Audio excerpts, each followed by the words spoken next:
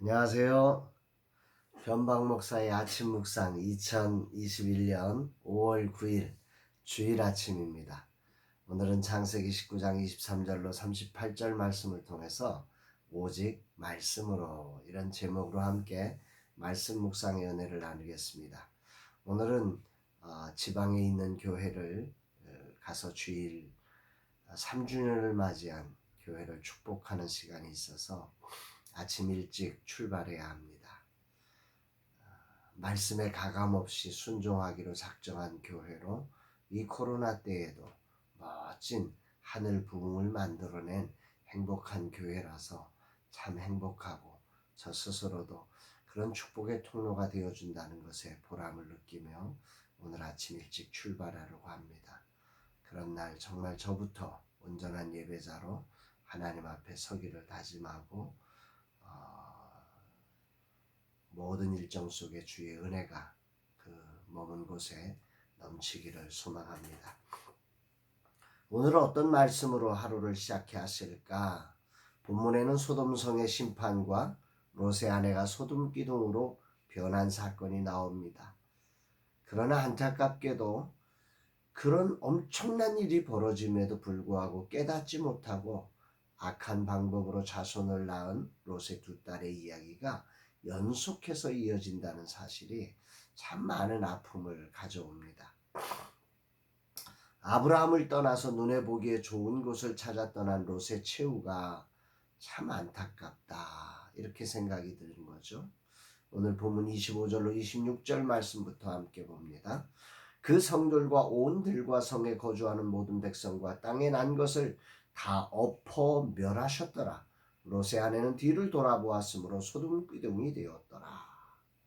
그렇게 화려한 도성, 이거는 뭐 영원할 거라고 생각했던 도성이 다 멸망받은 거 아닙니까? 그런 참혹한 심판의 과정에 롯의 아내는 뒤를 돌아보았다.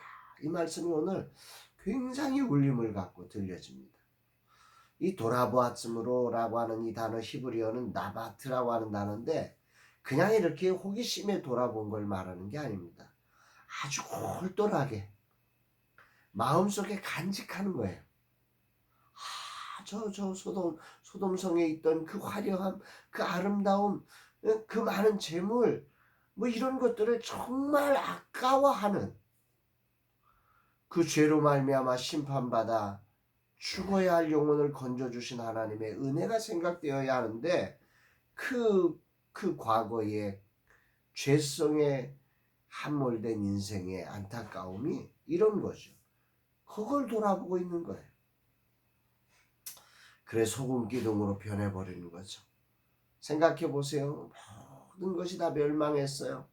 그 아내마저 소금 기둥이 뒤를 돌아보다가 소금 기둥이 됐어요. 그러면 어떻게 해야 돼요? 다시는 그러지 말아야 되잖아요. 하나님의 은혜를 향해야 되잖아요. 근데 인간의 죄성이 얼마나 무서운지 한번 보세요.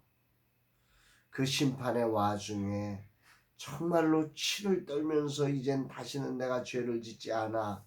그 하나님의 은혜 속에 이름에도 불구하고 나를 구원해 주신 은혜를 생각하면서 이게 정말 주께로 돌아와야 되는데 과거를 돌아보고 있는 이 안타까운 백성들을 보면서 죄와 사망의 법이 얼마나 무서운 것인지를 다시 한번 새기게 됩니다.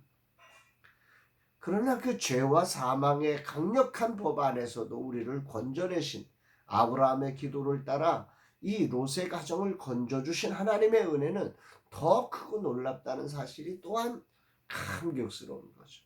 그 은혜 때문에 오늘 저가 이렇게 구원받아서 이 사명을 감당할 수 있는 거죠.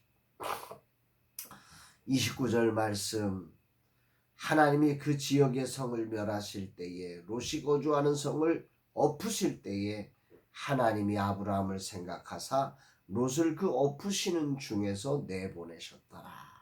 이 하나님의 은혜. 아브라함을 생각하사 롯을 그 엎으시는 중에 그 심판의 한가운데서 그를 내보내시는 거예요. 할렐루야죠. 정말 놀라운 은혜, 이 하나님의 크신 은혜와 그 사랑을 무엇으로 우리가 다 찬양할 수 있겠습니까? 이 은혜로 우리가 구원받고 하나님의 백성이 되었고 저 같은 경우 하나님의 종된 사명을 감당할 수 있는 것입니다. 그런데 롯과 두 딸은 이 사실을 발견하지 못합니다. 은혜를 받았는데 은혜를 알지 못하는 것만큼 이게 참 무서운 게 없는 것 같습니다. 분명 은혜로 살았는데 그게 은혜인 줄을 알지 못하고, 아니 은혜인 줄을 알면서도 은혜 속으로 들어가지 못하고 이 은혜가 이 롯과 두 딸은 두려움으로 빠져가게 됩니다. 30절 말씀이죠.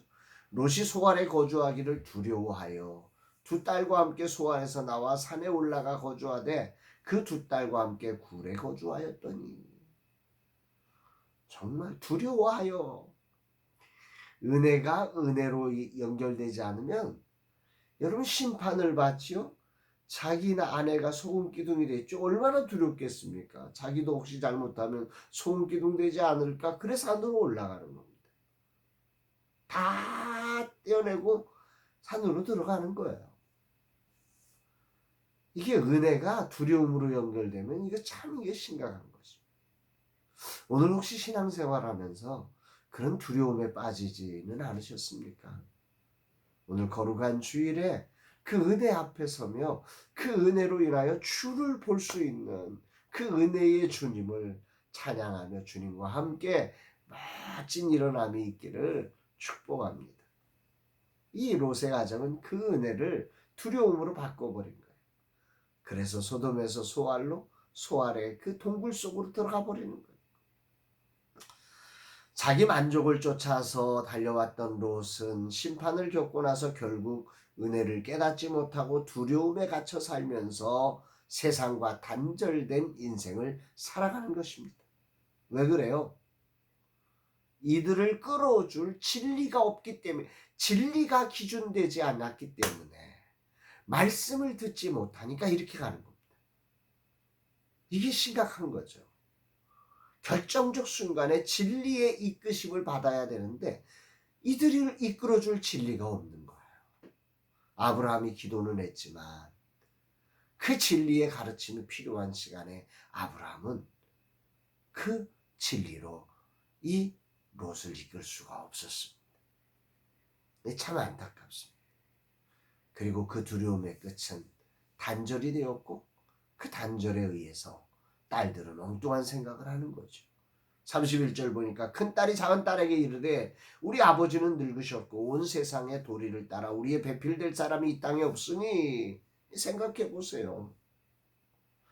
이 메시지 성경으로 이 마지막 부분을 보면 이 땅에는 우리에게 아이를 낳게 해줄 남자가 없구나. 산에 들어가 동굴에 살면서 세상과 단절하고 나니까 뭐 남자를 만나야 결혼을 할 거 아닙니까? 아이를 낳을 거 아닙니까?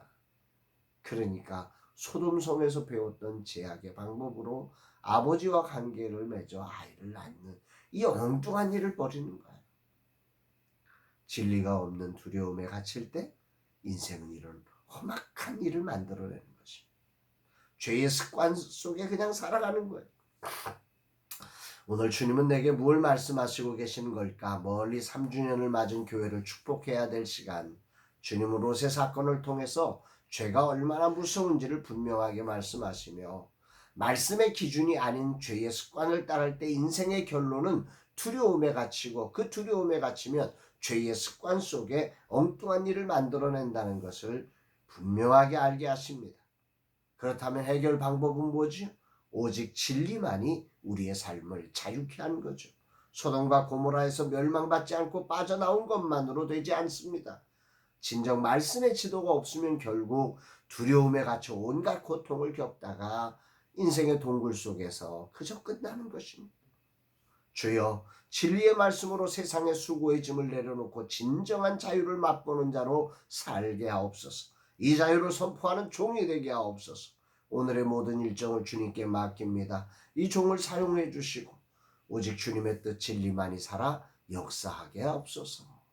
사랑하는 여러분, 이 하루 거룩한 주일 주님을 예배하며 진리 안에서는 그 진리로 자유를 누리는 거룩한 날 되시기를 주의 이름으로 축복합니다. 사랑합니다, 여러분.